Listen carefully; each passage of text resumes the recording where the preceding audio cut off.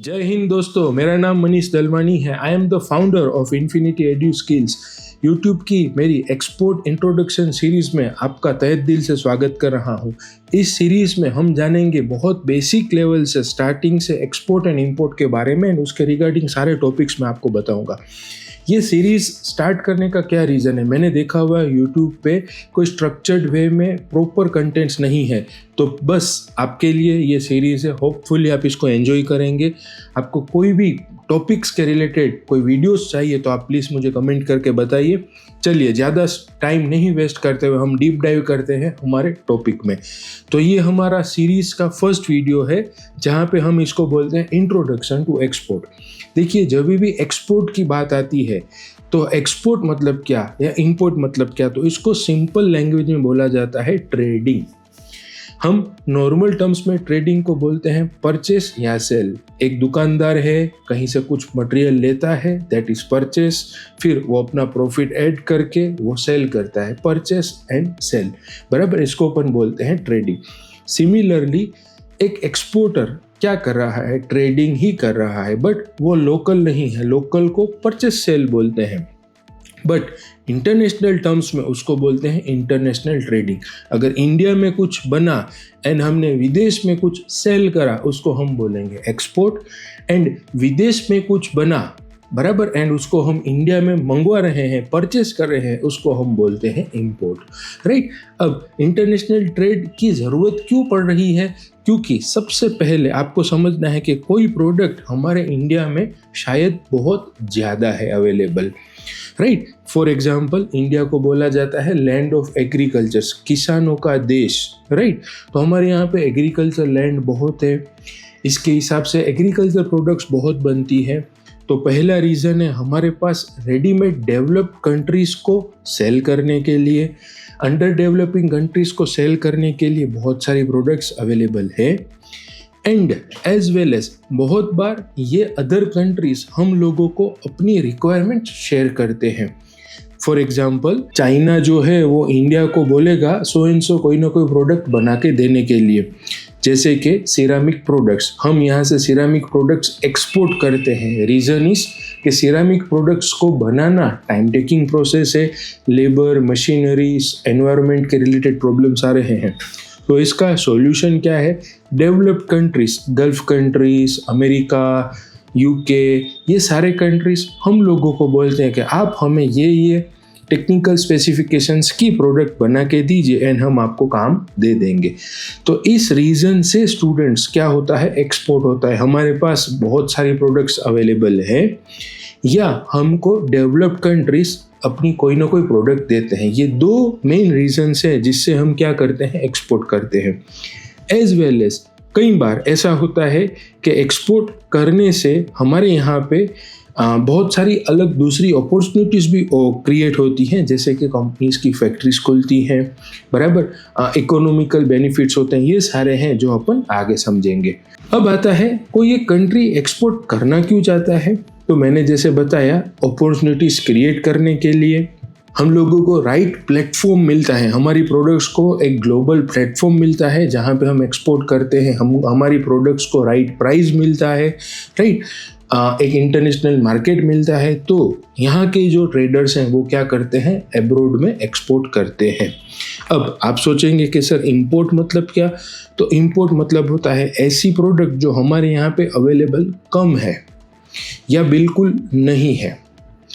जैसे कि मैं अगर कुछ खरीद रहा हूँ, लोकल परचेज कर रहा हूँ, क्यों? क्योंकि मेरे पास वो प्रोडक्ट नहीं है। सिमिलरली अगर मैं विदेश से कुछ मंगवा रहा हूँ, for example crude oil Bharat में है नहीं है ऐसा नहीं है, बट उतना नहीं है जो हमारे पूरे देश की रिक्वायरमेंट को फुलफिल कर सके। सो क्रूड ऑयल जो है, राइट, वो हम इंपोर्ट करते हैं। हम लोग बहुत सारी इंजीनियरिंग प्रोडक्ट्स जो हैं वो इंपोर्ट करते हैं। कई बार हम लोग इलेक्ट्रॉनिक्स गुड्स जो है वो इंपोर्ट करते हैं। रीज़न इज हमारे पास बिल्कुल नहीं है या कम है जो हमारे देश की रिक्वायरमेंट को फुलफिल कर सकता है। तो इंपोर्ट क्या है? कोई प्रोडक्ट हम जब दूसरे देश से हमारे देश में मंगवाते हैं, इसको हम बोलते हैं इंपोर्ट। अब एक्सपोर्ट इंपोर्ट क्या है ये आपने समझा, बट एक्सपोर्ट इंपोर्ट के मोड्स कौन से हैं? तो फर्स्ट एंड फॉरमोस्ट सबसे बेस्ट, सबसे इजीएस्ट मोड जो है उसको हम बोलते हैं बाई सी। बाई सी क्यों? यहाँ पे इस फील्ड में बोला जाता है कि दो चीज़ों के ऊपर बहुत ध्यान रखा जाता है। पहला होता है टाइम एंड दूसरा होता है कॉस्ट। अगर हम बाई सी एक्सपोर्ट करते हैं तो बहुत बार पास के इंडिया के नेबरिंग कंट्रीज जितने हैं वहाँ पे हमारा मटेरियल इजी वे में पहुँच जाता है, जल्दी पहुँच जाता है, as well as by road या बाई एयर की कंपैरिजन में कॉस्ट जो है वो बहुत नॉमिनल आती है। फॉर एग्जाम्पल, ये एग्जाम्पल बता रहा हूँ कि अगर मुझे यहाँ से दुबई में कोई एक कंटेनर एक्सपोर्ट करना है तो on an average Indian rupees container की ट्रांसपोर्टेशन की cost that is 10,000 to 15,000 rupees होती है। तो आप समझिए कि लोकल ट्रांसपोर्टेशन अहमदाबाद से मुंद्रा पोर्ट तक बाई रोड का ट्रांसपोर्टेशन उससे ज़्यादा है, बट बाई सी जो है वो ट्रांसपोर्टेशन कॉस्ट कम है। तो हम एक्सपोर्ट इंपोर्ट जो है वो पहला मोड जो है वो सी का इसके लिए प्रीफर करते हैं क्योंकि वो रीजनेबल है। यहाँ पे जो ट्रांसपोर्टेशन कॉस्ट है वो बहुत ही सस्ती है। ट्रांसपोर्टेशन कॉस्ट के लिए टेक्निकल वर्ड क्या है फ्रेंड्स? उसको हम बोलते हैं ओशियन फ्रेट। ओशियन फ्रेट जैसे मैंने बताया वो रीजनेबल रहता है। अक्रॉस वर्ल्ड बड़े बड़े जो ओशियंस हैं, हम लोगों ने स्कूल में पढ़ा हुआ है कि पूरे दुनिया में बहुत सारे जो हैं वो ओशियंस है, Pacific ocean, Indian ocean.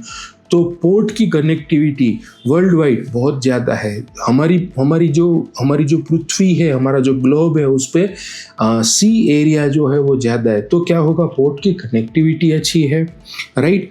Across world कहीं पे भी वेसल यानी कि शिप जा सकता है। इनका जो ट्रांसपोर्टेशन एक्सपेंस है वो बहुत ही रिजनेबल है।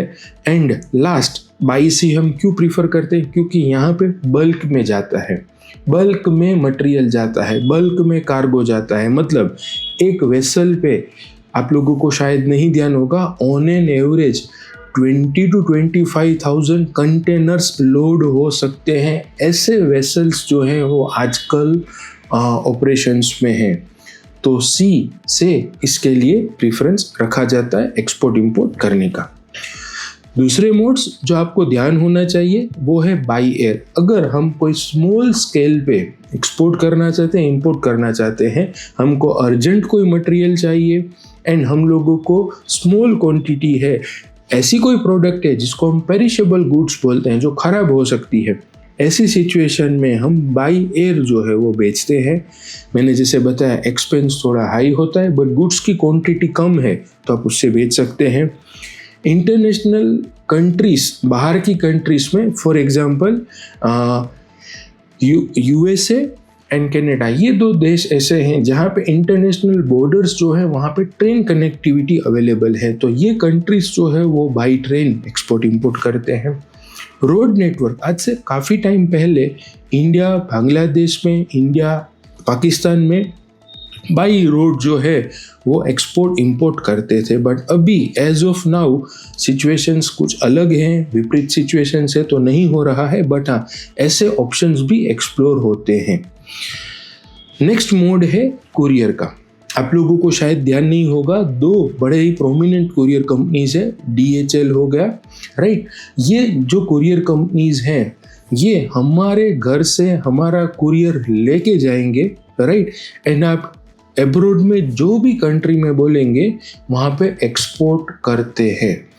DHL कंपनी जो है वो हमारे बिहाफ पे सारी डॉक्यूमेंटेशन प्रोसेस, सारे कंप्लायंसेस फॉलो करेगी एंड हम लोगों को क्या करना है, उनको उनकी ऑफिस पे उनका पार्सल भेज देना है।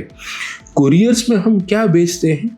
यूजुअली स्मॉल स्केल पे जो भी प्रोडक्ट्स होती हैं वो हम एक्सपोर्ट या इंपोर्ट करते हैं।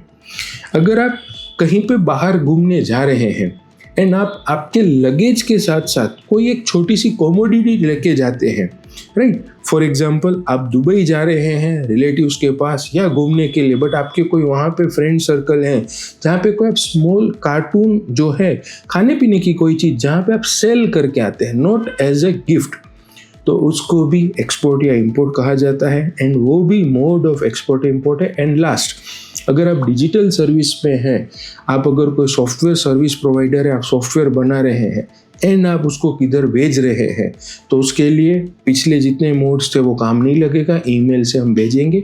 तो वो भी एक मोड है एक्सपोर्ट इंपोर्ट करने का, राइट। तो ये जो मैंने आपको बताया, ये कुछ 7 मोड्स अवेलेबल हैं एक्सपोर्ट या इंपोर्ट करने का। अब एक क्वेश्चन आता है कि सर एक्सपोर्ट इंपोर्ट करते क्यों हैं, एक्सपोर्ट इंपोर्ट गवर्नमेंट क्यों इतना इंसिस्ट कर रही है। तो सबसे पहले आपको जानना है एक्सपोर्ट के लिए गवर्नमेंट क्यों इतना सारा इनिशिएटिव ले रही है। जिस कंट्री में एक्सपोर्ट बहुत ज़्यादा हो रहा है एंड इंपोर्ट कम हो रहा है, इस सिचुएशन को इकोनॉमिकली बोला जाता है ट्रेड सरप्लस। फिर से समझिएगा, एक्सपोर्ट हाई एंड इंपोर्ट कम। एक एग्जाम्पल, इस मंथ में एक एग्जाम्पल ले रहा हूँ, 1000 रुपये का एक्सपोर्ट हुआ, 800 रुपीज़ का इंपोर्ट हुआ। हमने मंगवाया 1000 का, हमने भेजा 800 का, तो 200 रुपीज़ जो है दैट इज ट्रेड सरप्लस। तो गवर्नमेंट को ट्रेड सरप्लस की इकोनॉमिकली पॉइंट ऑफ व्यू से सिचुएशन क्रिएट करनी है, जो एज ऑफ नाउ हमारी कंट्री की नहीं है। हम ट्रेड सरप्लस के opposite that is trade deficit पे है। तो इस सिचुएशन से बाहर निकालने के लिए गवर्नमेंट ट्रेड सरप्लस करना चाहती है एंड इसी के लिए गवर्नमेंट एक्सपोर्ट को प्रमोट कर रही है।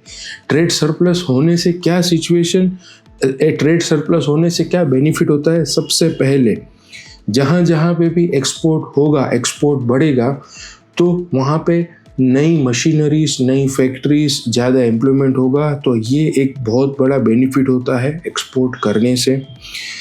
जब कोई भी कंपनी में, मान लीजिए आप जहाँ पे भी रहते हैं आसपास में आप इंडस्ट्रियल एरिया है, तो आप देखिए इनडायरेक्ट जॉब्स, इनडायरेक्ट एम्प्लॉयमेंट्स बहुत बढ़ जाती है। गांधीधाम की बात करें तो हमारे यहाँ पे अंजार में वेल्सपन कंपनी है, तो वेल्सपन कंपनी के आने से मोर देन 5000 प्लस लोगों को जॉब मिली, बराबर। इनडायरेक्ट एम्प्लॉयमेंट आसपास में नाश्ते की, रेस्टोरेंट्स, ट्रांसपोर्टेशन, ज़मीन के भाव, ये वो, तो ये इनडायरेक्ट जॉब्स, इनडायरेक्ट एम्प्लॉयमेंट बहुत बढ़ता है। एक सबसे इम्पोर्टेंट पार्ट होता है दैट इज फॉरेक्स रिजर्व। जब भी एक्सपोर्ट होता है तो मैक्सिमम जो करेंसी में डील होती है दैट इज यूएसडी।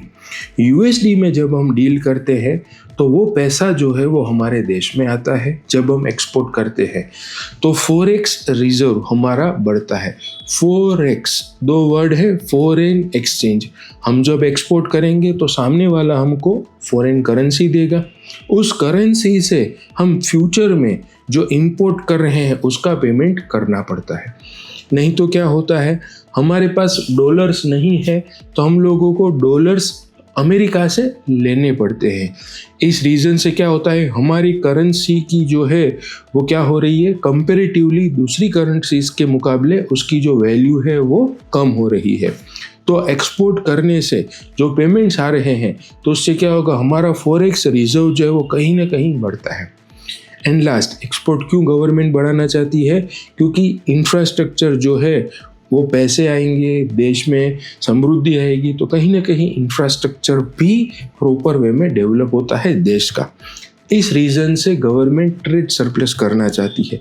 अब इसके लिए क्या करना है, खाली बोलने से तो होगा नहीं कि भाई एक्सपोर्ट करो एक्सपोर्ट करो। उसके लिए क्या करना है, सिंपल, गवर्नमेंट एक्सपोर्टर्स को वेरियस बेनिफिट्स देती है, जिससे एक लोकल ट्रेडर जो अभी इंडिया में काम कर रहा है, अब वो काम किस में करेगा, वो नेशनल लेवल पे नहीं, वो इंटरनेशनल लेवल पे काम करेगा। जो नए एंटरप्रेन्योर्स हैं वो अपना फोकस अब ट्रेडिंग पे, इंटरनेशनल ट्रेडिंग पे शिफ्ट करेंगे। इसके लिए गवर्नमेंट क्या देती है, एक्सपोर्ट प्रमोशनल स्कीम्स। जब एक एक्सपोर्टर अपना फोकस इंटरनेशनल मार्केट पे करता है तो एक्सपोर्ट बढ़ता है। बट वो फोकस क्यों शिफ्ट कर रहा है, क्योंकि गवर्नमेंट उसको एक्सपोर्ट प्रमोशनल स्कीम्स देती है। अब ये स्कीम्स क्या होती है, जैसे हम गूगल पे में रिचार्ज करते हैं, हम डोमिनोज पिज़्ज़ा ऑर्डर करते हैं, तो कई बार हम लोगों को सर्टेन अमाउंट पे कैशबैक मिलता है। जैसे कि गूगल पे में स्क्रैच कार्ड आता है, अपन स्क्रैच करते हैं तो 2 मिनट्स 3 मिनट्स का हम लोगों को 2 रुपीज़ का 3 रुपीज़ का क्या होता है, हम लोगों को कैशबैक मिलता है। तो ऐसे कैशबैक जो है वो गवर्नमेंट देती है। तो ट्रेड सरप्लस जो है वो गवर्नमेंट करना चाहती है, इसके लिए बेनिफिट्स देती है, राइट। अब एक और बात, ट्रेड सरप्लस अगर नहीं है तो उसकी ऑपोजिट जो डेफिनेशन है वो क्या है, ट्रेड डेफिसिट। आज के दिन में हमारे इंडिया में ट्रेड डेफिसिट, हम इंपोर्ट बहुत कर रहे हैं एंड हम एक्सपोर्ट कम कर रहे हैं। इससे क्या होता है स्टूडेंट्स, इससे हमारे कंट्री का जितना डेवलपमेंट होना चाहिए वो नहीं हो रहा है। हमारा जो फॉरेक्स रिजर्व है वो कंटिन्यूसली हम दे रहे हैं। हमारे देश में जितना इकोनॉमिकल डेवलपमेंट होना चाहिए as compared with developed countries नहीं हो रहा है। तो इस वीडियो में, इस सीरीज़ के फर्स्ट वीडियो में मैंने स्टूडेंट्स आप लोगों को बताया इंटरनेशनल ट्रेडिंग, एक्सपोर्ट इंपोर्ट क्या है, मोड्स ऑफ एक्सपोर्ट इंपोर्ट मैंने बताए, गवर्नमेंट क्यों एक्सपोर्ट करना चाहती है एंड क्यों इंपोर्ट पे उनका फोकस कम है, इस सीरीज़ के फर्स्ट पार्ट में मैंने आपको बताया। Thank you very much.